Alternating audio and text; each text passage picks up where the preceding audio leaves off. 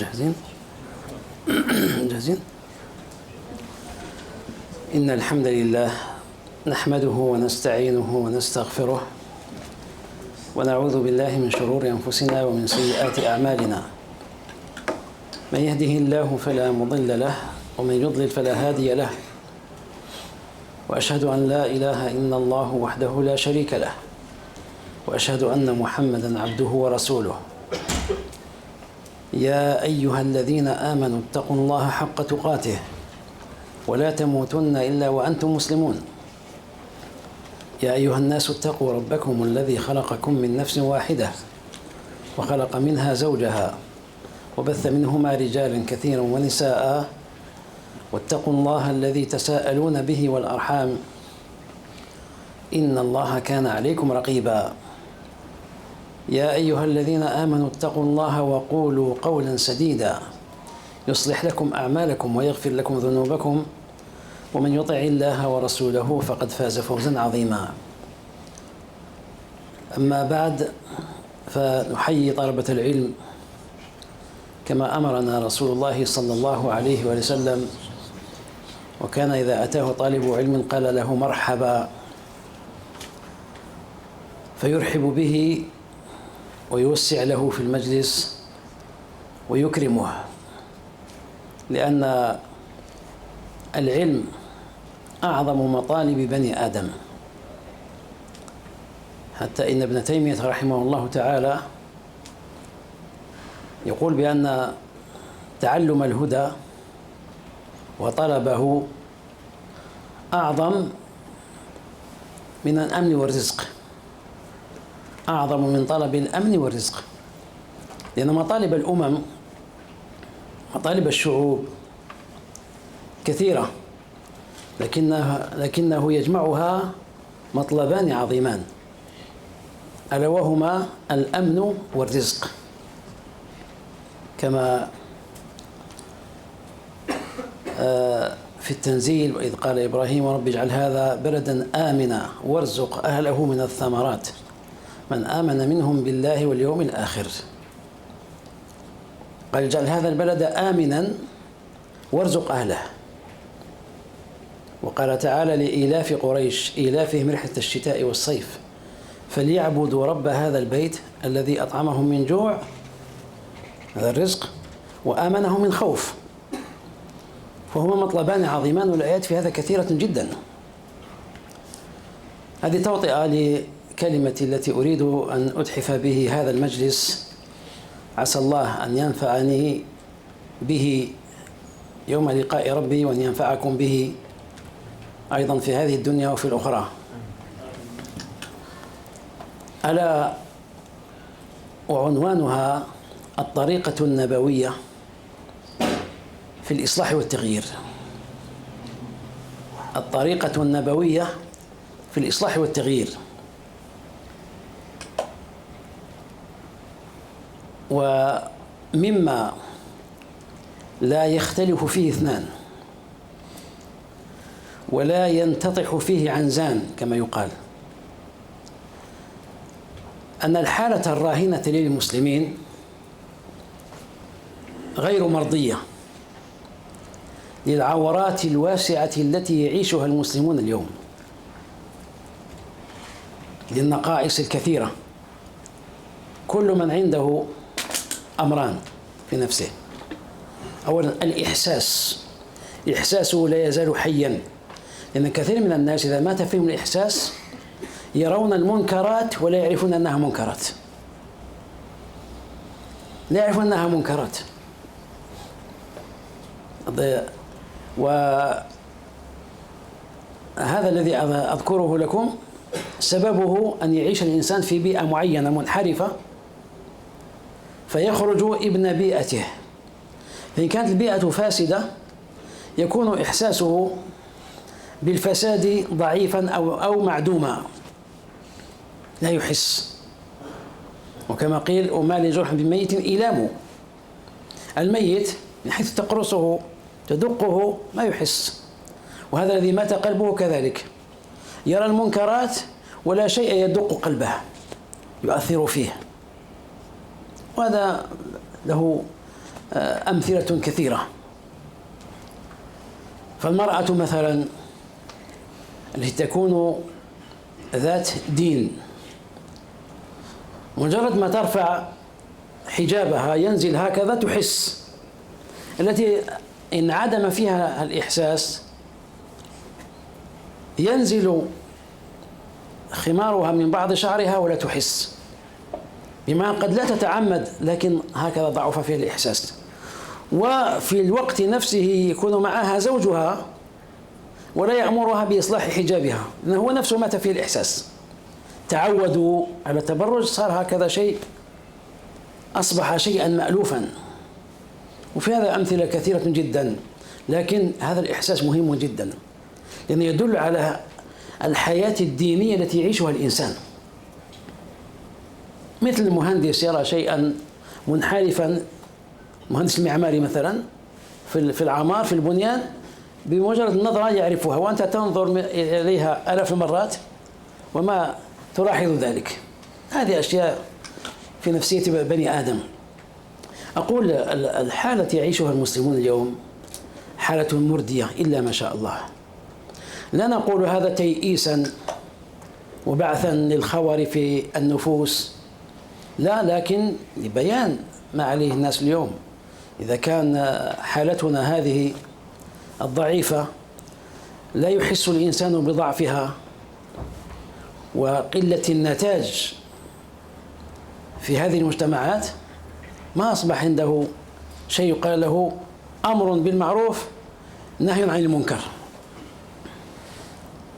فهذا شيء نعرفه الآن، نحن متفقون عليه، لسنا مختلفين. الأمر الثاني المهم، الدعامة الثانية، أن هذه الشريعة الإسلامية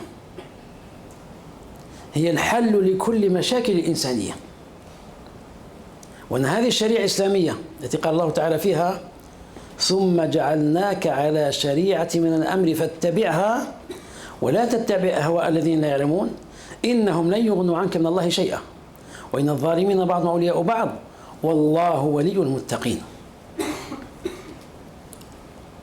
فهذه البصيرة التي تركها لنا رسول الله صلى الله عليه وسلم، وقد أوحى الله بها على قلبه عليه الصلاة والسلام لإنقاذ البشرية مما تكون فيه، ولتبصير وتنوير البشرية لتعيش سعادتها الدنيوية قبل الأخروية، ولكن أكثر الناس لا يعلمون.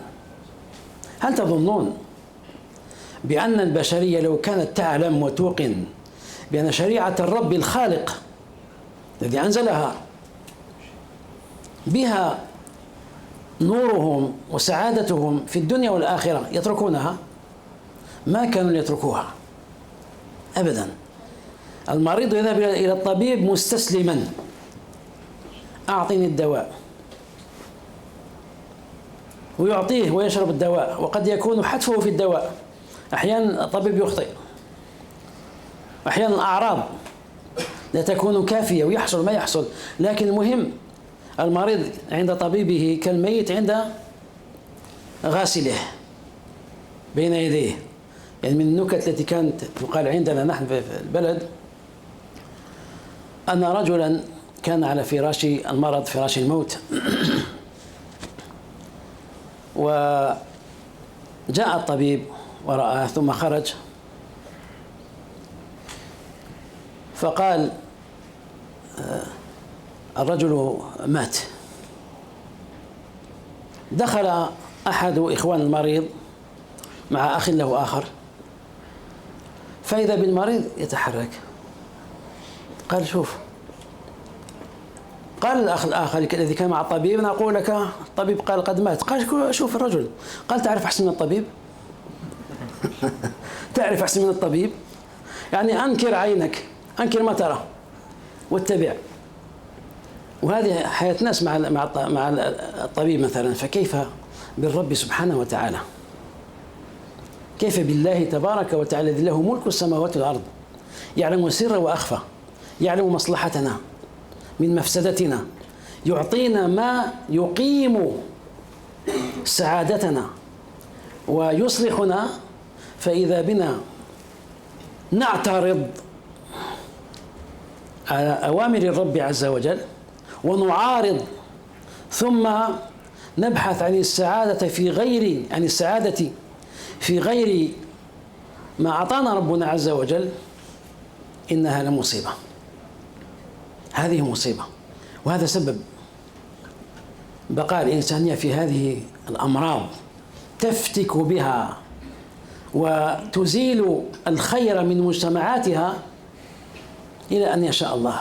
لكن الله تبارك وتعالى وعد بأن الخير سيعم في هذه البشرية، في هذه المعمورة كلها، حينما قال: هو الذي أرسل رسوله بالهدى ودين الحق ليظهره على الدين كله وكفى بالله شهيدا. أرسل رسوله بالهدى ودين الحق ليظهره، أي ليسيطر هذا الدين على الكرة الأرضية كلها. هذه بشرى من ربنا عز وجل. والرسول صلى الله عليه وسلم فسر هذه الآية، قال لما سألته عائشة رضي الله عنها بعد نزول الآية، قال: يبلغن هذا الأمر أي الإسلام ما بلغ الليل والنهار. ليبلغن هذا الأمر، أين بلغ الليل والنهار؟ الليل والنهار مسحا الكرة الأرضية كلها، أليس كذلك؟ فكذلك الإسلام إن شاء الله، هذا آت. لهذا أقول ما في يأس إن شاء الله، ما في قنوط، إلا أنه ينبغي العمل، أي تحضير الأجواء لنيل الجائزة من ربنا عز وجل. والله تعالى يعطيها لقوم عظموا أمره وعملوا به بعد أن عرفوه. لا بد أن يصلوا، لأن الله تعالى قال: وعد الله الذين آمنوا منكم وعملوا الصالحات ليستخلفنهم في الأرض كما استخلف الذين من قبلهم وليمكنن لهم دينهم الذي ارتضى لهم وليبدلنهم بعد خوفهم أمنا يعبدونني لا يشركون بي شيئا.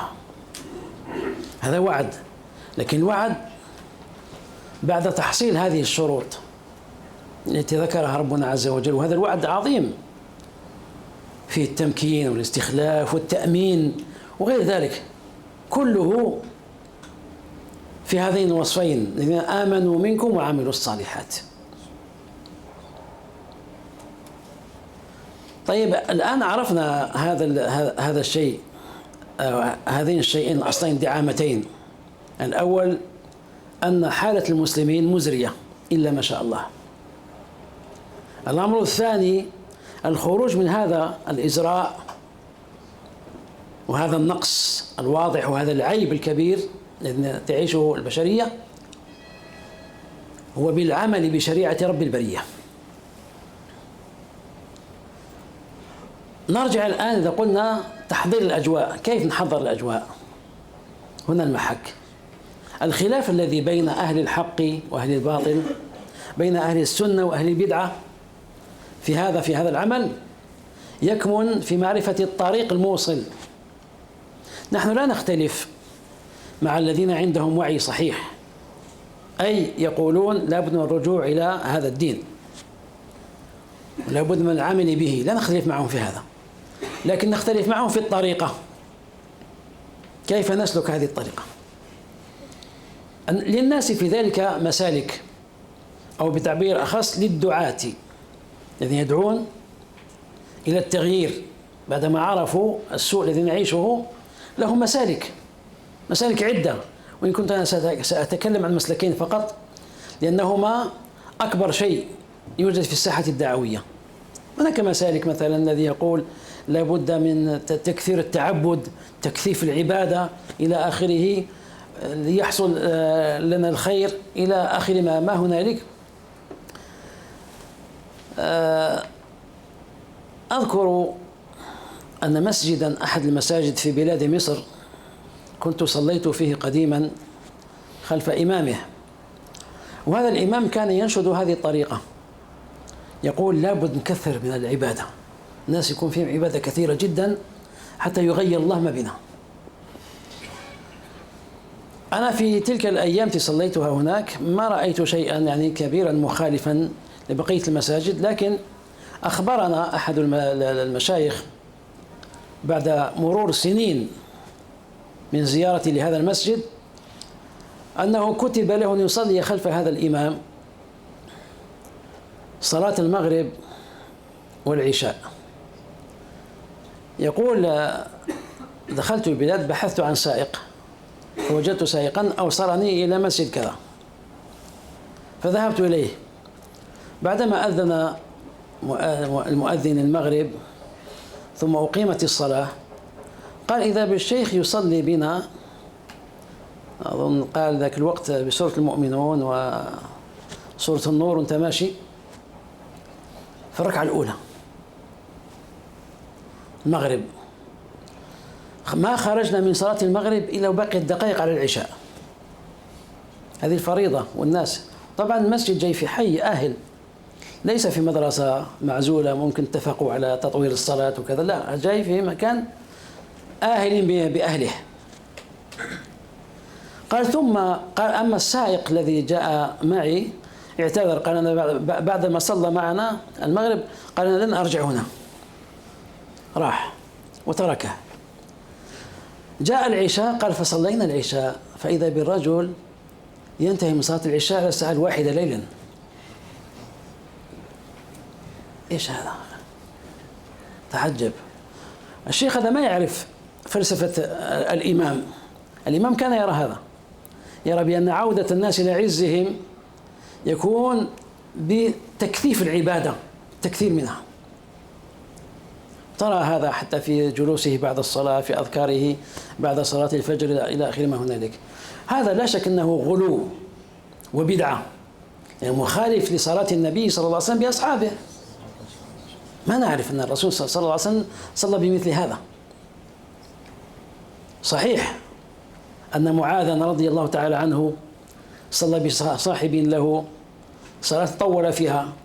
إن كان أحد منكم يذكر، وأنتم ما شاء الله تدرسون كتب الحديث، وهذا من فضل الله عليكم، وجزا الله خير الشيخ وليد أنه يعني كرس الجهود في بث كتب السنة وحبها وإحياء مدارستها في من يحضر عنده، جزاكم الله خيرا. لكن معاذ رضي الله عنه صلى صلاة جعلت من كان يصلي معه يترك الصلاة ويمشي، صلى وحده ومشى، وجاء إلى النبي صلى الله عليه وسلم يشتكي. ومعاذ حسبه من المنافقين، لأن المنافقين هم الذين قال الله تعالى فيهم: ولا يذكرون الله إلا قليلا، وإذا قاموا للصلاة قاموا كسالى، كما في سورة التوبة، والأولى في سورة النساء هكذا. فقال: يا رسول الله إنه منافق. فقال النبي صلى الله عليه وسلم: أفتان أنت يا معاذ؟ وكررها عليه. بأي سورة صلى معاذ برجل؟ البقرة. نعم، في بعض الروايات صلى به البقرة. يعني بعض الناس يظنون كما يظن عوام أن صلى به مثلا صلاة العشاء بسورة مثلا الملك وما يشبه ذلك، يقول كثير علينا. صلى به البقرة معاذ رضي الله عنه. الصحابة رب فيهم النبي صلى الله عليه وسلم حب العبادة، حب القرآن، ويصلون وهم حقيقة يستحلون هذه الصلاة، يشعرون بحلاوتها. يأتي الرجل من المشركين يرمي بسهمه، الرجل يصلي بالليل فيقع السهم في ساقه وينزف الدم. كان يصلي بسورة الكهف فما استطاع أن يقطعها حتى كمل الصلاة والدم ينزف. قال: والله ما أطقت أن أقطع الصلاة. وكان مرابطا يحمي الجيش النائم. فالصحابة كان عندهم شيء ليس بالسهل في الإقبال على الله، قلوب حية مع الله تبارك وتعالى، تقرأ القرآن وكلها سمع لهذا القرآن، تجاوب مع هذا القرآن. الشاهد أن هذه الرواية ترد على فعل هذا الشيخ في التطويل الزائد عن اللزوم، والذي لم يفعله سيد المصلين سيد العباد عليه الصلاة والسلام. إذا صلى وحده عليه الصلاة والسلام كما تعلمون، إذا صلى النافلة يصلي بالبقرة ثم سورة النساء ثم يرجع إلى آل عمران في ركعة واحدة. إذا صليت وحدك طول ما شئت، مع الناس غير ذلك. والناس سبحان الله في طرفي نقيض. بعض الناس يرى بأن قول النبي صلى الله عليه وسلم: إن من إذا صلى أحدكم للناس فليخفف فإن من ورائه الضعيف والمريض إلى آخره وذا الحاجة، يظن أنه لابد ما يصلي إلا إن أعطيناك الكوثر قل هو الله أحد، ولو استطاع يخليها آية من كل سورة لفعل. نعم، بعض الناس اختصار شديد، تقوم أنت تصلي بالفاتحة وسورة الكافرون مثلا في بعض النوافل سنة الفجر، وهو سبحان صلى ركعتين وكمل، أنت ما زلت في الركعة الأولى، ما أدري كيف نقرأها. ننقر الصلاة يشعر الواحد في نفسه أنه قدم شيئا عظيما إلى الله. أنت تقدم لنفسك. من عمل صالحا فلنفسه ومن أساء فعليها، هذا كله لنفسك أنت. يعني الإنسان أحيانا لما يشوف نقر الناس للصلاة وكيف نحن ننقر أيضا صلاتنا يتعجب. ولا نذكر الله تعالى فيها إلا قليلا، ولا نذكر ما ذكرنا لا نتذكر ما قرأنا. كبر الإنسان يسرح، يذهب يبيع ويشتري حتى يخرج من الصلاة. والله يا إخواني أحيانا الواحد لما ينظر إلى النعمة، شوفوا مثلا هذه العجوة التمرة هذه، إذا نظر إليها صاحبها الإنسان بين يديه يستطيع أن يصنعها سبحان الله بفروتها وجلدها ونواها وحلاوتها وما فيها من فوائد. هذه أي إنسان الآن: يا أيها الناس ضرب مثل فاستمعوا له إن الذين تدعون من دون الله لن يخلقوا ذبابا ولو اجتمعوا له ويسلبهم الذباب شيئا لا يستنقذه منه ضعف الطالب والمطلوب. الذباب لو وقع على شيء من طعامك جئت لتنزع هذا الشيء الذي أخذه مستحيل، وهو ممكن يعني أخس المخلوقات التي يكرهها الإنسان، لكن اصنع ذبابا. هذه التمرة اصنع مثلها، ائتنا بكل موادها من عندك أنت تخلق المواد التي تصنع هذه التمرة. تفعل ما تفعل تحدي من الله منذ خلق الخالق إلى يومكم هذا، إلى أن تقوم الساعة. لكن يأكل الإنسان هذه التمرة، يأكل شيء من الفاكهة، يأكل شيء من الخضار وغيرها. والله يا إخواني إذا كبر ونقر يستحي، ينتابني حياة. شوف هذه النعمة، ثم أقوم أقدم لربي أو بين يدي ربي أقدم له صلاة مريضة تعبانة. عيب على الإنسان يرى هذا الماء العذب الذي به الحياة يشربه عذبا باردا طيبا يذهب به رمقه يقيم به أوده، ثم يقوم ما يدري ماذا يفعل، أهو يصلي أم قائم للرياضة، واقف نازل هكذا. حياء من الله عز وجل يا إخوان. تأكل النعمة هذه تقدم له شيء هكذا وتمشي، ما يمكن. إذا نرجع إلى ما نحن فيه. هناك جماعتان ظهرتا على مر العصور على كل حال، وفي هذا العصر ظهرتا بقوة.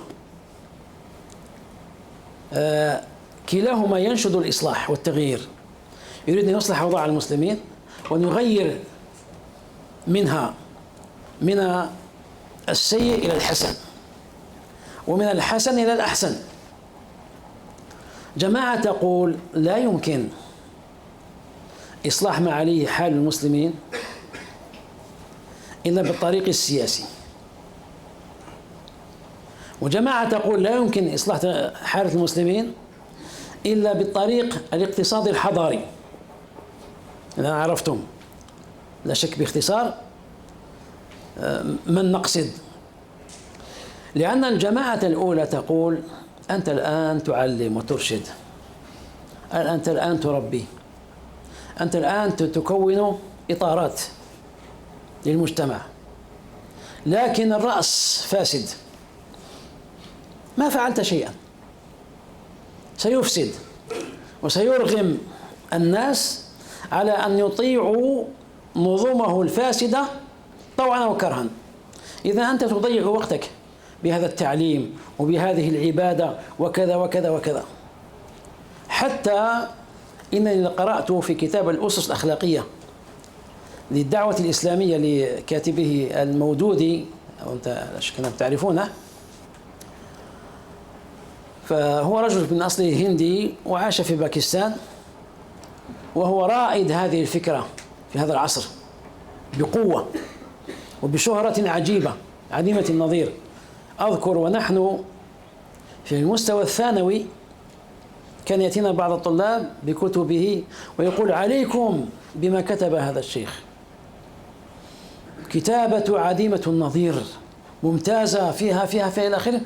كنا نحاول نقرأ، ما وجدنا فيها شيء من الروح، كلام سرد، والأدلة لا أدلة، وإذا استدل أحيانا في الأوقات النادرة الآية في واد وفهمه في واد آخر، ما تجد شيء من الروح في هذه الكتابات، لكنهم كانوا يوزعونها وتباع بشكل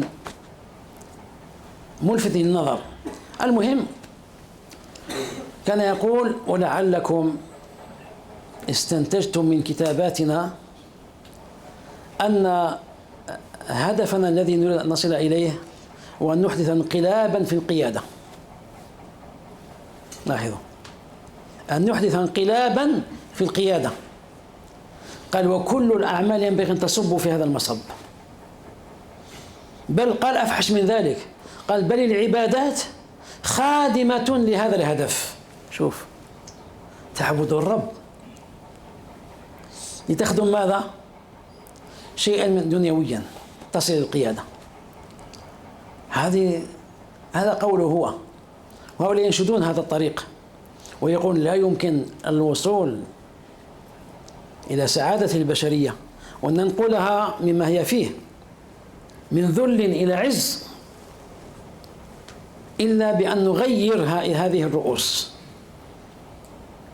ونصل إلى الحكم ونفعل ما نريد حينئذ.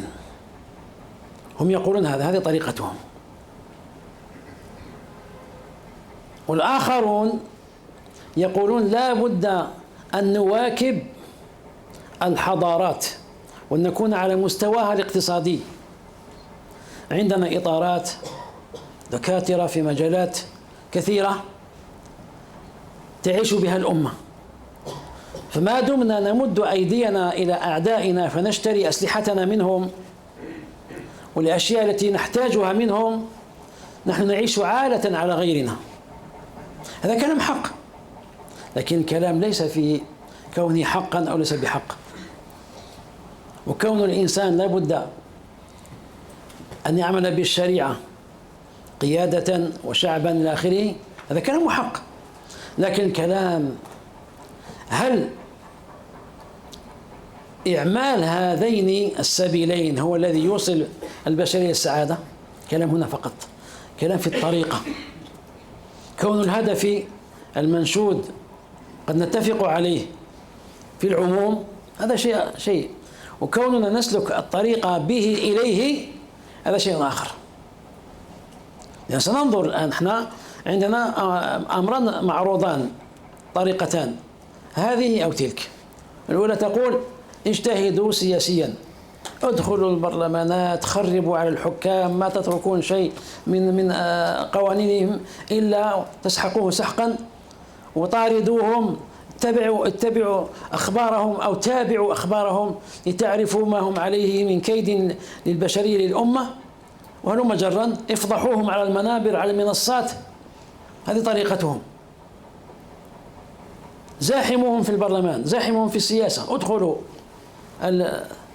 كما يقال أسلمت الأجهزة الإدارية السياسية. والآخرون يقولون: لابد أن نكون في مستوى حضاري كبير، أي أن ننعش اقتصادنا بأنفسنا. نرجع بهاتين الوسيلتين والطريقتين إلى هدي الرسول صلى الله عليه وسلم. الرسول عليه الصلاة والسلام بعثه الله في أمة كانت تعيش الفساد الكامل، الفساد الكبير بل الأكبر في كل نواحي الحياة، حتى وصلوا إلى أن يشركوا بالله عز وجل، طعنوا في حق الله، انتقلوا من حقوق البشر فطعنوا فيها وأفسدوها إلى أن وصلوا إلى حق الله تبارك وتعالى، فأشركوا بالله عز وجل حتى في عبادتهم، وكانوا يقولون في التلبية: لبيك لا شريك لك إلا شريكا هو لك تملكه وما ملك. عبادة لله وجدوا فيها شريكا لله والعياذ بالله. إذن بعثه الله تلك البشرية، هل غيرها؟ الحمد لله غيرها، صارت موحدة بحق. طيب، هل بدأ فغير الجهاز السياسي؟ أو هل عليه الصلاة والسلام اهتم بالجهاز الاقتصادي الحضاري فبدأ به؟ الاهتمام بالسياسة، السياسة من الدين، الاهتمام بالاقتصاد من الدين، إصلاح اقتصاد الناس والنهوض بهم هذا من الدين، لكن نتكلم هل يبدأ بذلك؟ هنا يعترضنا مثل قول الله تبارك وتعالى: إن الله لا يغير ما بقوم حتى يغيروا ما بأنفسهم، وإذا أراد الله بقوم سوءا فلا مرد له وما لهم من دونه موال. هذا يعترضنا، وهذه آية أشد ما يكون على القوم، مع أن منهم سبحان الله من أحيانا يرجع إلى صوابه فيقول: أقيموا دولة الإسلام في أنفسكم، في بعض الروايات عنهم في قلوبكم، تقم لكم في أرضكم. هذا كلام حق، لكن هل عملوا به؟ خالفوه. معنى القائل واحد منهم، اللي قال هذا واحد منهم: أقيموا دولة الإسلام في أنفسكم تقم لكم في أرضكم. والآية الآية الثالثة في هذا الباب، لأن الأولى: وعد الله الذين آمنوا منكم وعملوا الصالحات ليستخلفنهم في الأرض. الآية الثانية هي هذه: إن الله لا يغير ما بقوم حتى يغيروا ما بأنفسهم. الثالثة قال الله تعالى: وكذلك نولي بعض الظالمين بعض مما كانوا يكسبون. نولي، نحكم بعض الظالمين في من؟ في الظالمين. لاحظوا، إذا كانوا ظالمين، كانت الرعية ظالمة فسلط عليها ظالما. بماذا؟ بما كانوا يكسبون. أين نحن من هذه الآيات؟ الآية الرابعة قوله تعالى: فاستخف قومه فأطاعوه إنهم كانوا قوما فاسقين. فاستخف قومه، استفزهم فأمرهم. كانت الإجابة مباشرة: أطاعوه. ما هو السبب في كونهم مجرد ما جربهم جابهم كما يقال؟ ما هو السبب؟ إنهم كانوا قوم فاسقين، كانوا على وصف. ولذلك لاحظوا يا إخواني، إذا في بعض الدول بث حكامها بعض القوانين المخالفة للشريعة، الناس بغيرتهم على الشريعة وعلى الدين يتململون ويحزنون ويحصل فيما يحصل، لكن خطأهم كامن في كونهم يجلسون يذمون هذه الحكومة فيها وفيها وفيها وفيها، ما يرجعون أنهم كانوا قوم فاسقين، ما يرجعون إلى السبب. أيما طبيب لا يعالج مريضه من جذور مرضه لن ينجح. أنت يرجع للجذور. كلما رأيت قانون فاسدا مشوه في مجتمع ما، انظر للمجتمع ستجده مستعدا للفساد. ولهذا رؤساء يملكون دولا أو شعوبا لا يجدون معاناة شديدة مع شعوبهم، لا يجدون معاناة شديدة مع شعوبهم، على طول تمشي هذه القوانين وتحكم بكل سهولة، والناس يطبقونها من صبيحتها ولا يتوانون. ما السبب في ذلك؟ يظهر الفساد في الأمة، إذا ظهر الفساد في الأمة ما يصلحها إلا قانون مفسد وهلم جرا. إذا الآن ماذا تستنتجون من هذا الكلام؟ ما هو الحل؟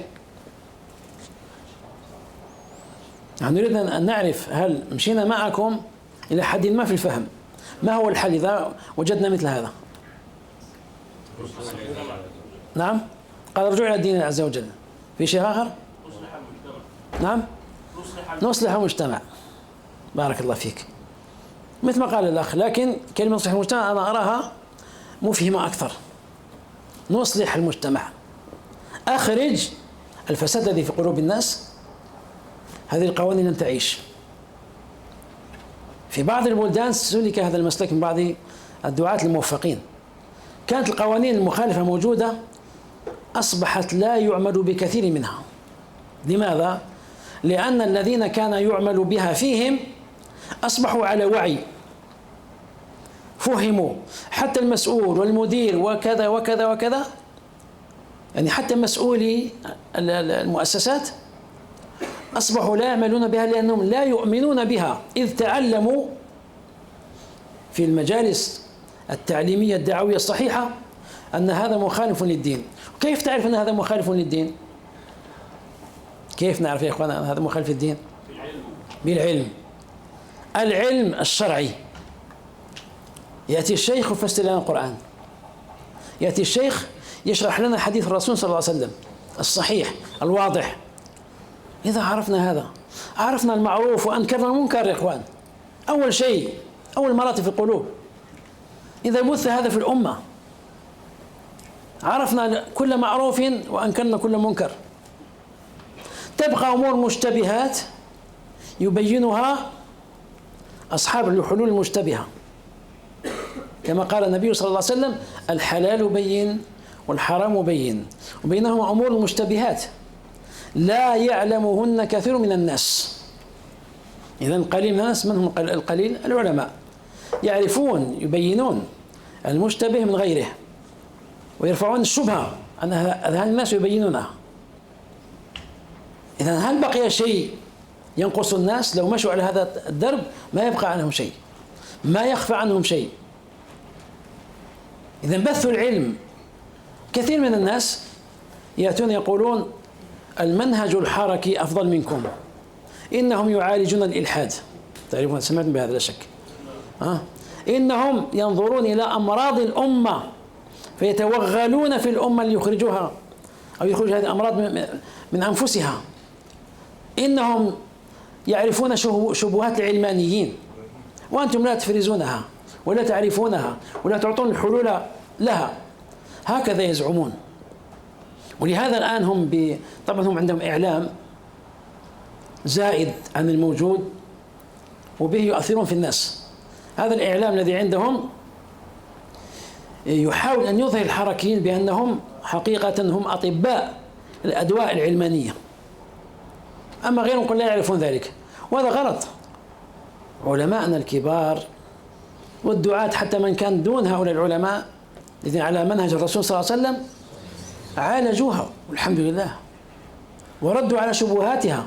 وعندنا أهل العلم من يعالج المسائل الإلحادية معالجة صحيحة طيبة، وكثير من الحركيين يعالجون الإلحاد فيدخلون الناس في شبهات أخرى، كما كان يقال في الرازي طريقته يجيب يعرض الشبهات يعرضها، لكن كما قيل يعني يعرضها نقدا ويرد عليها نسيئة. هذا ما يحسن، ما يصل بذلك إلى كما يقال إلى بر الأمان. يعرض شبهات، هو رجل عنده صح ذكاء وفهم، لكن بضاعته الشرعية مزجاة. بماذا يرد؟ حاول يرد بمجرد عقله، وعقل الإنسان ما يكون قاصر ومحدود، بخلاف ابن تيمية رحمه الله رد على الإلحاد ردوده قوية، ما يمكن أحد أن يقوم في وجه ابن تيمية رحمه الله رد. لكن فرق بين ما يرد بالكتاب والسنة وبين ما يرد بغيره. وبعض الناس يظنون ظن سبحان الله، هذا من إيحاء الحركيين، يقولون كيف نرد على الإلحاد بالكتاب والسنة والملاحدة لا يؤمنون بالكتاب والسنة؟ نقول هذا من خطئك. رد عليه بمحتوى الكتاب والسنة. ما يعني لا يلزم أن تقول له قال الله كذا، لا يلزم، هو لا يؤمن بالله، لكن أعطه ماذا قال الله. أعطي ماذا قال الله. الحجة في القرآن كالآية السابقة: يا أيها الناس ضرب مثل فاستمعوا له إن الذين تدعون من دون الله لن يخلقوا ذبابا واجتمعوا له. الآن هذه الآية، محتوى هذه الآية قدموا لأي ملحد، ما بحاجة أن يؤمن بالآية على كونها آية من الله، لكن المحتوى. قال تعالى: أم خلقوا من غير شيء أم هم خالقون أم خلقوا السماوات والأرض بل لا يوقنون. جيبوا هذه الآيات. جبير بن مطعم كان كافرا مشركا، سمع النبي صلى الله عليه وسلم يقرأ هذه الآيات، يقرأها، قال: كاد قلبي يطير. وبسبب قراءة النبي صلى الله عليه وسلم هذه الآيات دخل في الإسلام. وين قول الحركيين ما تدعو الناس بالكتاب والسنة؟ المحتوى كله هناك يا إخوان، كله هناك. ولولا أن ما نحب نستطرد فيما في غير موضوعنا لذكرنا لكم أشياء من هذا الباب. لكن نرجع نقول الإصلاح الذي ينبغي أن نرجع إليه ونبث العلم في الناس. كثر مشي والناس فيهم خير ترى، والرسول صلى الله عليه وسلم قد أخبرك بأن هذا الخير سيرجع إلى الناس في كل الأرض، أن الإسلام سيعم الكرة الأرضية كما ذكرت لكم الحديث السابق. إذا عرف الإنسان هذا يجتهد، وما في داعي أنك تقول والله ما شفنا شيء، قد لا تراه أنت. فإما نرينك بعض الذين نعدهم أو كملوا نتوفينك فإلينا يرجعون. إما أنك تشوف ما وعدك الله في حياتك أو تموت ويراه غيرك. هذا خطاب من الله للنبي صلى الله عليه وسلم. نحن لسنا أفضل منه. أنت ازرع ويحصد غيرك، ربما وقد تحصد أنت بحكمة الله وقدره سبحانه وتعالى، لكن أنت ازرع، هذا واجبك. كونك تحصد ليس واجبك، ليس واجبك، لأن السماء قد لا تمطر والأرض قد لا تنبت، لكن أنت هيأت الأجواء، نحيت مثلا الشجيرات والأعشاب الفاسدة عن الأرضية، ثم توفاك الله، قدمت خيرا، وجاء غيرك فحصل. حتى النبي صلى الله عليه وسلم يخبر أن الإنسان إذا قامت القيامة وفي يد أحدكم فسيلة، يعني سبحان الله النقلة من شجر صغيرة، فسيلة النخل مثلا، تريد أن تزرعها، قال ازرعها عليه الصلاة والسلام. شوف التمثيل العجيب، ازرعها. قامت القيامة لذلك قال ازرعها، تريد خيرا يكتب خيرك هذا. فهذا المطلوب الآن، المطلوب. ولهذا قلت كثير من الناس، قلت أنتم تظنون أن الرد على العلمانية هو كثر الحس في العلمانية، وتجعلونها كأنها مرض جديد وكأنها مرض عصري، وحتى تبين للناس أنك مودرن، تعيش وقتك وتعرف تحديات الجاهلية المعاصرة كما يقولون، وأنك على مستواها، وأنك لا تقول الكفر والشرك والنفاق، لا، قل العلمانية، حتى يفهم الناس أنك رجل تستاهل كرافته. صح ولا لا؟ أنك على مستوى. هذا مشكل الآن، هذه عقدة في الحقيقة. بداية دعوتكم عقدة في أنفسكم، أنتم معقدون. اعتز بالإسلام، ولله العزة ولرسوله وللمؤمنين، ولكن المنافقين لا يعلمون. من كان يريد العزة، نعم، فلله العزة جميعا، نعم، العزة لله تبارك وتعالى يا إخوان، ليس العزة لذوي الحضارات. هؤلاء إذا قامت القيامة ما نفعهم لا حضارة ولا غير شيء. هذه العمارات الشاهقة كلها تدك يوم تبدل الأرض غير الأرض والسماوات، وبرزوا لله الواحد القهار، راح كل شيء.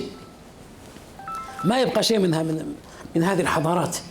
هذا ليس مدعاة لإنكار الإصلاح الحضاري والاقتصادي، لا، هذا خلاص تكلمنا عنه، لكن نتكلم عن الطريق الموصل. هذا الخور اللي في الناس، وهذا سبحان الله الانبهار بالحضارة العصرية وإلى آخره. أولا، من خلق هذه العقول التي أبرزت هذه الحضارة؟ الله. إذا مد يدك إلى الله يعطيك خيرا منهم. الله أعطاهم ذلك على كفر منهم به، فكيف لو آمنتم؟ كيف لو آمن الناس؟ لا يبخل الله تعالى على أحد وحاشاه. إذا أنت لا تظن أن تكثير الحث عن العلمانية، تسميتها وذكر شبهاتها، هذا هو الكفيل بهزيمتها. لا لا لا، الكفيل بهزيمتها 90% ترى مثل العلم الشرعي، 10% تبقى شبهات لهم قوية لا يفهمها أكثر الناس، هنا رد عليها، لكن لا تشغل نفسك بها أكثر من 10%. كما قال ربنا عز وجل: فتولى عنهم فما أنت بملوم، فاصدع بما تؤمر وأعرض عن المشركين. فتولى عنهم حتى حين. الآية في هذا معروفة عندكم، لا تشغل نفسك بهم كثيرا. إذا بثثت العلم عرف الناس عورات القوم. تبقى بعض الأشياء شبهات يرد عليها أهلها القادرون على ذلك. إذا خير ما يرد على العلمانية مثل العلم الشرعي. هذا الذي ما أراد أن تفهموا الحركية. إلى الآن الحركيون ما أرادوا أن يفهموا هذا. يأتي في محاضرة ساعتين، بركة آية أو آيتين، الباقي كله ثرثرة لسانية، كله كلام مرسل عن الدليل، كلام فقط، والناس ينبهرون، يأتون بقواعد لهم وقد انبهروا. انظر ماذا قال الشيخ، هو ما قال شيئا، ما قال شيئا سوى يأتي بالكلمات العامة التي يقدر عليها كل ذي لسان. لكن إن من البيان لسحرا. نعم، في لسان يسحرك، وفي من اللسان ما يسحرك سحرا حقيقيا باللسان. فهذا من جهة. من جهة أخرى، حضارة الناس واقتصادهم ينمو بنماء دينهم، وهذا هو النمو الصحيح، بخلاف الاستدراج. قد يأكل الناس جيدا، يعيشون عيشة كما يقال اليوم كريمة إلى آخره، وهم كفار. سبحان الله، الله الكريم الحليم، كريم يعطي وحليم يصبر عليهم. يصبر. شوف الناس يشتم الرب والعياذ بالله، يسب الرب ويقول عيسى بن مريم هو الإله، ويقول ثالث ثلاثة، ويقول ويقول ويقول، بل منهم من يصرح بشتم الخالق، هكذا يشتمه. ومع الأسف أنا لا أتكلم عن مجتمعات الكفار، هذا موجود في مجتمعات المسلمين. بعض البلدان يا إخواني يوميا شتم الرب، يوميا والعياذ بالله، يوكلك ويشربك، يحميك من الحر والقرد، يحميك في بيت في كذا وأنت تشتمه، يشتمه والعياذ بالله. سمعنا حتى لولا بعض الإحساس الزايد عن بعض الناس لذكرنا لكم بعض المجتمعات سمعناها بآذاننا. وإذا جاء يتكلم معك عن الجهاد والقتال والكفار تقول هذا سبحان الله، هذا ولي من أولياء الصالحين.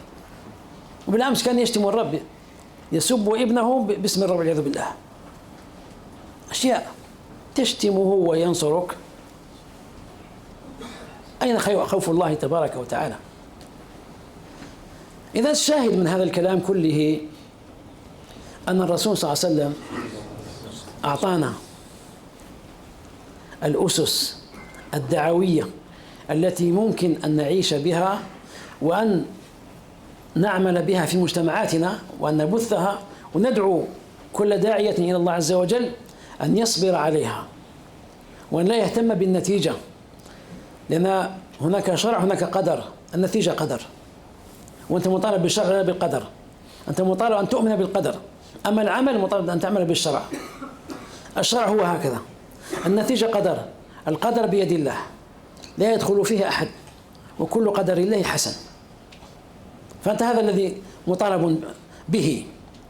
الرسول صلى الله عليه وسلم لما كان يدعو الناس وهو خير داعية بلغ البلاغ المبين بشهادة القرآن الكريم: يا أيها الرسول بلغ ما أنزل إليك من ربك وإن لم تفعل فما بلغت رسالته والله يعصمك من الناس إن الله لا يهدي القوم الكافرين. بلغ البلاغ المبين. كيف كان يدعو الناس؟ أما الملوك دعاهم أو ما دعاهم؟ نعم، متأكدون؟ طيب، كيف دعاهم؟ أنا ما أقول بماذا دعاهم، كيف دعاهم؟ برسالة. قربتم، جزاكم الله خير. لأن قد يقال لكم حتى العوام دعاهم برسالة، لكن تقصد الرسالة الخاصة، أي كتب كتابا، والعرب تسمي كل مكتوب ولو كان ورقة واحدة تسميه كتابا. كتب كتابا لأنه في الحقيقة كتاب مكتوب، يعني يرجع إلى وزن مفعول. كتب كتابا وأعطاه إلى سفيره ووصله إلى هرقل كما وصل إلى كسرى: بسم الله الرحمن الرحيم من محمد بن عبد الله رسول الله إلى عظيم الروم، السلام على من اتبع الهدى، أسلم تسلم يؤتك الله أجرك مرتين، وإن لم تفعل فإن عليك إثم الأريسيين. كم سطر يا إخوان تقريبا؟ 3 سطور. طيب، ما كان عليه الصلاة والسلام يذهب إليهم بنفسه؟ لأن الله لو هدى ملكا من الملوك في ذاك الزمان يهتدي على يديه الأمة تحته، ولماذا لا يكتب له جريدة كاملة؟ نريد 20 بند، 1 2 3 4 5 إلى آخره، كذا كذا كذا. ما عمركم جاتهم هذه الملاحظة في أنفسكم؟ في مسند الإمام أحمد بإسناد صحيح الرسول صلى الله عليه وسلم يروي الصحابي يقول: رأيته بذي المجاز بالسوق يمشي بين الناس يقول: يا أيها الناس، كملوا يا إخوان، قولوا لا إله إلا الله تفلحوا. يخرجهم من الشرك، كانوا يشركون بالله، كانوا يدعون غير الله، يذهبون إلى الضريح: أعطنا، اسقنا، اشفي مريضنا، كما نفعل نحن اليوم. نحن المسلمين نفعل هذا اليوم في كثير من مجتمعاتنا مع الأسف. كان يريد أن يعالج هذا المرض الفتاك، ما بعده مرض: ادعوا ربكم تضرعا وخفيا، فادعوا الله مخلصين له الدين ولو كره الكافرون. فصار من دعا مع الله غيره غير مخلص، وصار كافرا من دعا غير الله. الشرك واضح، لكن هذا يعيشه المسلمين، كثير من المسلمين اليوم مع الأسف. قال الراوي في هذا الحديث: ما كان يجيبه أحد، يتحرك: يا أيها الناس قولوا لا إله إلا الله تفلحوا، عليه الصلاة والسلام، ويمشي. وكان يتبعه رجل أحول أحمر الوجنتين ذو غديرتين ضفائر، وينهى الناس عن الاستماع إليه: لا تسمعوا إليه فإنه مجنون ساحر كذا إلى آخره. يقول أحد الراوي كان صغيرا: يا أبتي من هذا؟ قال: هذا محمد يدعو إلى النبوة. ومن هذا الذي خلفه يحذر منه؟ قال: هذا عمه. من هو؟ يحذر الناس من دعوة محمد صلى الله عليه وسلم. لكن الرسول صلى الله عليه وسلم شاهد في دعوة الرعية، تحرك عليه الصلاة والسلام يمشي فيهم. لما جاء الملوك يرسل رسالة مختصرة إليهم. لماذا؟ لأن دعوتنا لا تبنى من فوق، تبنى من القاعدة. الكل يدعى كما فعل عليه الصلاة والسلام، الكل يدعى إلى الله، لكن التركيز يكون على الرعية. لأن الرأس لو صلح هل بالضرورة تصلح الرعية يا إخوان؟ عندكم مثال في هذا؟ النجاشي جزاه الله خير. النجاشي رضي الله عنه أسلم في آخر عمره. لما أسلم القاعدة الحركية تقول الآن عندكم القاعدة العظمى، اذهبوا للنجاشي دولة الإسلام. لماذا ما أعمل النبي صلى الله عليه وسلم هذه القاعدة؟ لماذا ما ذهبوا؟ كان أصحابه يؤذون يا إخوان، تعرفون هذا، حتى إنه هجر إليهم أصحابه مرتين إلى النجاشي، بحكم أنه كان لا يظلم عنده أحد، وجدوا أمنهم هناك. الأرضية كلها، كل الأرضية كلها كانت على الشرك، ما عندهم من يذهبون. لكن الله تعالى لطيف بعباده، ذهبوا هناك وجدوا أمنا ثم رجعوا. لماذا ما قال الرسول صلى الله عليه وسلم الآن عندنا دولة مسلمة في اليد لأن رأسها أسلم، يلا هبوا إليه هناك نعيش هناك؟ لعلم الرسول صلى الله عليه وسلم أن الأرضية المسلمة الصالحة هي ما بدأت من قاعدة، ما بدأ فيها من القاعدة. ولهذا مجرد ما أرسل النبي صلى الله عليه وسلم بعض أصحابه كمصعب بن عمير رضي الله عنه قبله إلى المدينة قبل الهجرة، وإذا بالناس أهل المدينة بدأوا يسلمون، لما أسلم أهل المدينة ذهب عليه الصلاة والسلام وزاد في دعوته.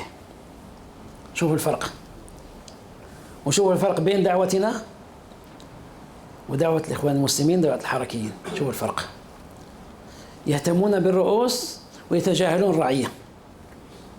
ودعوة السلف أن تهتم أكثر ما تهتم بالرعية، يهتم بالناس، بث فيهم الدين.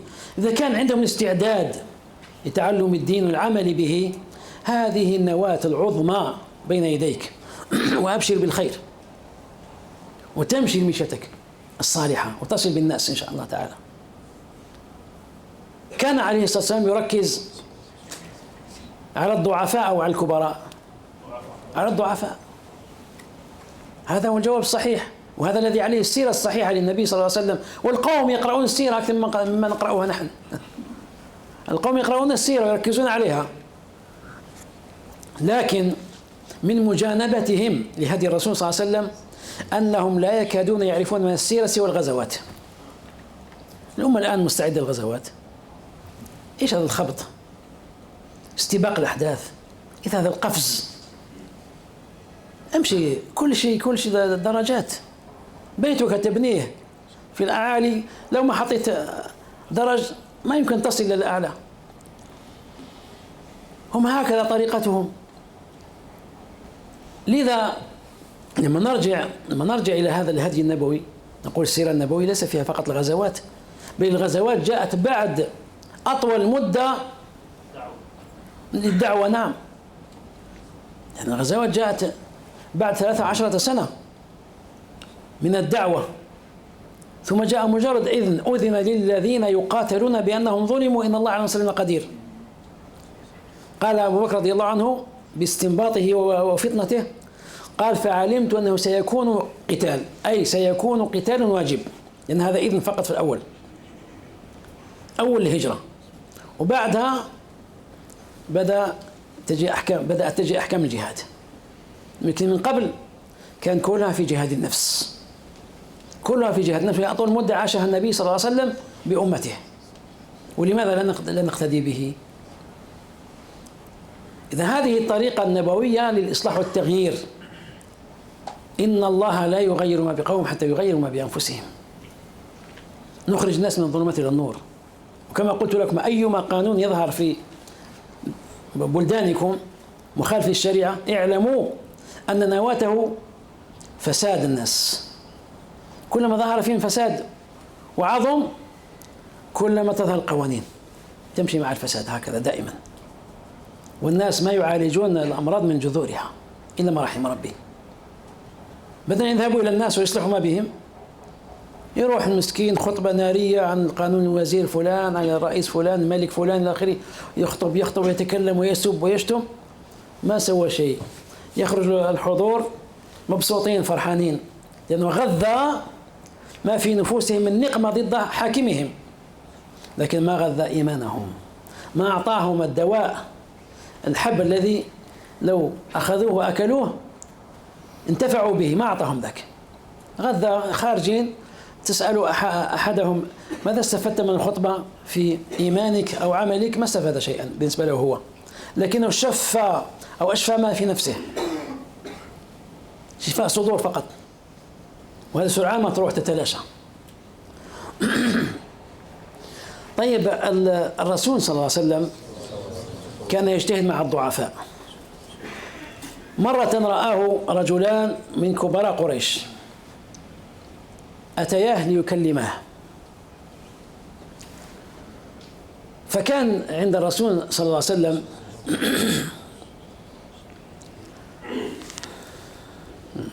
طولت عليكم على كل حال. العصر تجمعون يعني. والله أنا متردد على كل حال، لكن المهم جاءه اثنين من الكبراء فوجدوا عنده بعض الضعفاء، من بينهم سعد بن أبي وقاص وابن مسعود وصهيب الرومي رضي الله عنهم.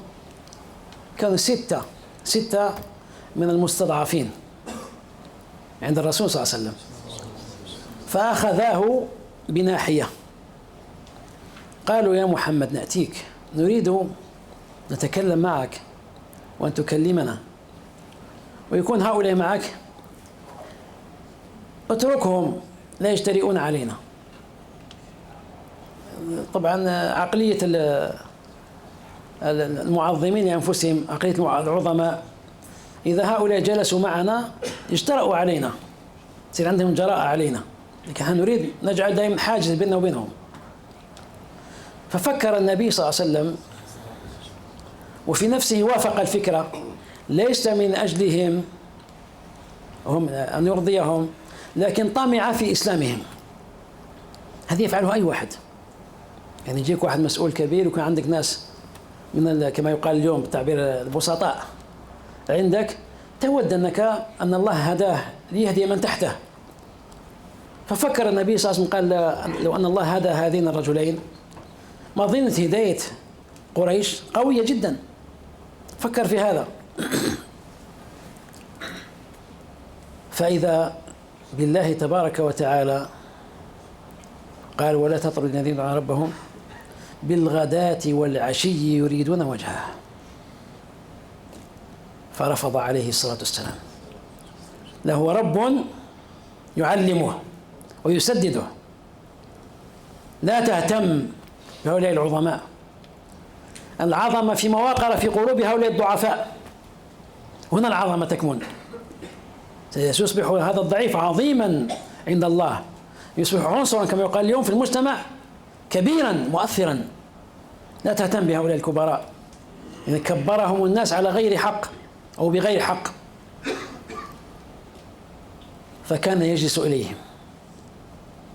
عليه الصلاة والسلام، فإذا قضوا حاجتهم قام وتركهم. ثم إذا بالرب تبارك وتعالى يأمره أن يجلس معهم حتى يكونوا هم الذين يقومون. فأنزل قوله: ما عليك من حسابهم من شيء ومن حسابك عليهم من شيء فتطردهم فتكون من الظالمين. فكان عليه الصلاة والسلام، كان في رواية ابن ماجه وحسنها الشيخ الألباني رحمه الله، كان إذا جلس إليه الضعفاء جلس معهم. ولا قال الراوي: حتى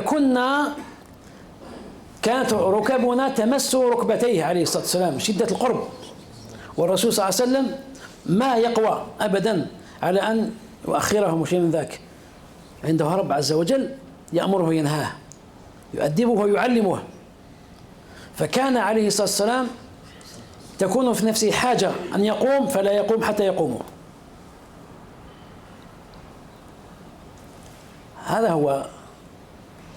هذه الدعوة النبوية، هذه السيرة النبوية الحقيقية. اصبر مع الضعفاء.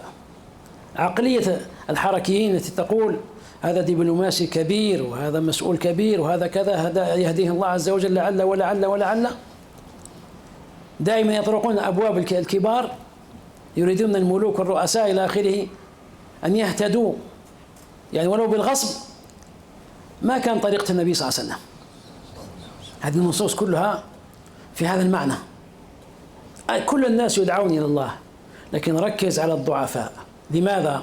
قال رسول الله صلى الله عليه وسلم: وهل تنصرون وترزقون إلا بضعفائكم. سبحان الله. دعامة مطالب الشعوب أو أهم مطالب الشعوب. تنصرون الأمن، وترزقون. شوف، هل تنصر تريدون النصر؟ يكون عندكم أمة آمنة قوية. النصر والاقتصاد. لاحظوا، نرد على هؤلاء اللي يقولوا عليكم بماذا؟ بالسياسة والاقتصاد. هل تنصرون ترزقون إلا بضعفائكم؟ في رواية صحيحة عند النسائي: بإخلاصهم ودعائهم وعبادتهم. سبحان الله العظيم. لأن الضعيف أقرب إلى الإخلاص من غيره. الضعيف شدة حاجته، فارغ ما عنده المسكين، يقوى تعلقه بالله المعطي،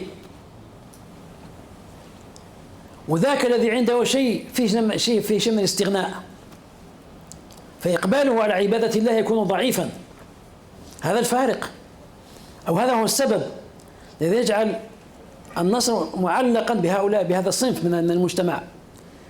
اليوم مع الأسف الضعفاء مهملون. أي باب يطرقه يقال له: لا، مستواك دني، أنت غير مؤهل، غيرك قدم كذا وكذا إلى آخره. هو ضعيف، يزيدون استضعافا للمسكين، ذليل يزيدونه ذلة. فهذا مثال من الأمثلة تبين لكم لماذا ركز النبي صلى الله عليه وسلم على التعليم وصبر عليه وكرس جهوده الرسالية في هذا البلاغ المبين، البلاغ العظيم على هذا الصنف من الناس. بالضعفاء يبلغ الإنسان النصر. قد ذكر ابن كثير رحمه الله رواية حسنها الشيخ الألباني رحمه الله في بداية سورة فصلت. هي رواية جميلة مؤثرة جدا. جاء بعض كبراء قريش إلى الرسول صلى الله عليه وسلم، قال: يا محمد،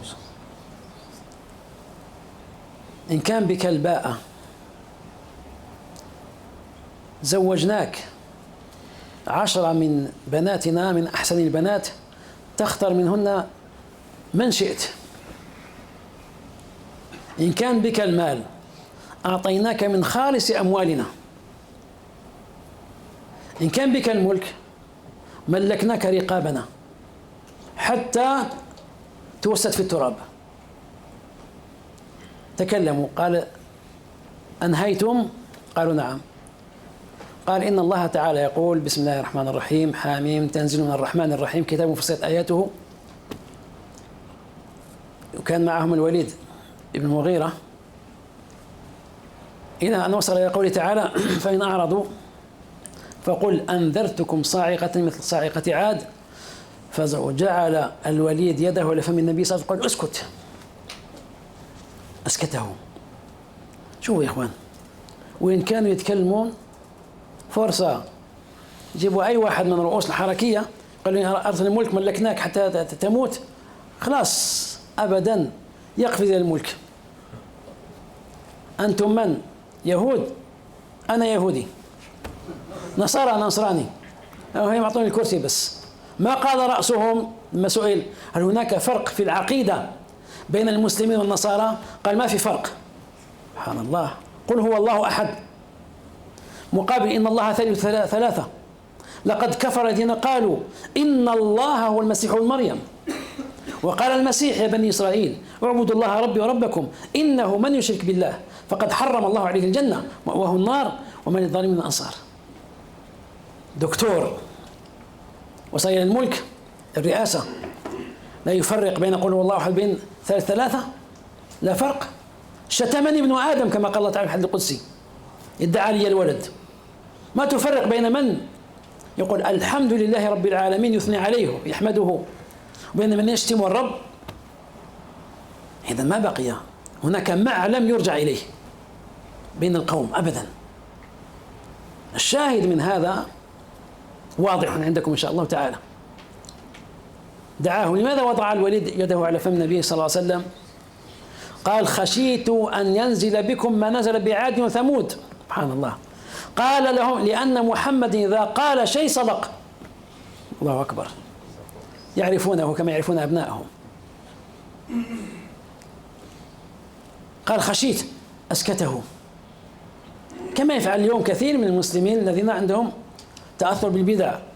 إذا تكلمت أنت بكلمة يخافون الكلام، ويقولون البلاء موكل بالمنطق، ولا يحسنون تفسير هذا الأثر عن ابن مسعود، لا يحسنونه، يخافون من كلام البشر أكثر من رب البشر. الله هو الذي يقدر بكلامك ولا يقدر، وما له دخل بالفعل وغير الفعل، ما له دخل، لكن التفسير فاسد.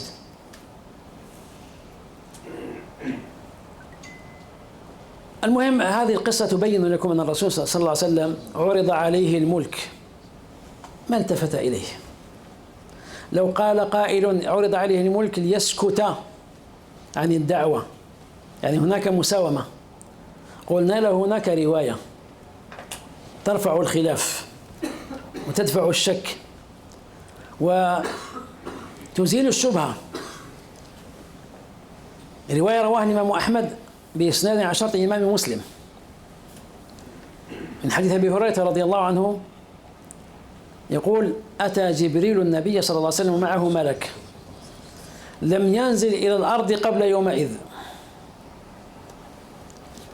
فقال يا محمد أرسلني إليك ربك. هذا الملك يقول أملكا أجعلك أم عبدا رسولا؟ قال جبريل كالناصح للنبي صلى الله عليه وسلم يا محمد تواضع إلى ربك. قال بل عبدا رسولا. طيب إذا قلتم إن العرض الأول كان من المشركين وفيه مساومة، هذا العرض من رب العالمين، أملكا تريد أن نجعلك؟ تريد الملك؟ الحركة يقول نعم ليطوع الناس إلى الله طوعا وكرها. الإمام مشى الكتاب يمشيه السيف، ما عندهم القرآن والسيف معا في الشعار. لما مشاه الكتاب تمشيه الكتائب، لكن ما التفت النبي صلى الله عليه وسلم لمثل هذا كله. يعني تتعب نفسك يا إخواني. شوف تجتهد لتصل إلى الحكم، والقاعدة الشعبية ما زالت استغفر الله العظيم، يعني ما زالت مهترية إلا ما شاء الله. ما فعلت شيئا تتعب نفسك، يجلبون لك جميع الأمراض النفسية والعضوية من كثر ما سيعصونك، كما عاصى بنو إسرائيل موسى عليه الصلاة والسلام بعد أن مكن الله له. وهذا مثال تاريخي آخر واضح أن من تمكن من الملك ولم يتمكن الإيمان من قلوب أتباعه أو رعيته لن يقدم شيئا للحق أبدا، لن يستطيع، لأن تمرد الشعوب صعب. يصبح النظام الإسلامي موجودا لكنهم ينحرفون عنه كما انحرف بني إسرائيل عن الأنظمة الشرعية كصيد يوم السبت وبيع الشحوم الميتة وغير ذلك ما تعرفونه. يصبح المجتمع متمردا عن الحق وعن الأوامر في الخفاء إلى أن يشتهر بينهم. والله ولي التوفيق. هذا ما أردت أن أذكر به إخواني، وأن يستمروا على طريقتهم. ليس لنا إلا طريق محمد صلى الله عليه وآله وسلم. صلى الله تعالى أن يجعلنا خير أتباع له، وأن يجنبنا سوء ما بأنفسنا، وأن يهدينا سواء السبيل. والله تعالى أعلم، وصلى الله وسلم وبارك على نبينا محمد وعلى آله وصحبه وسلم.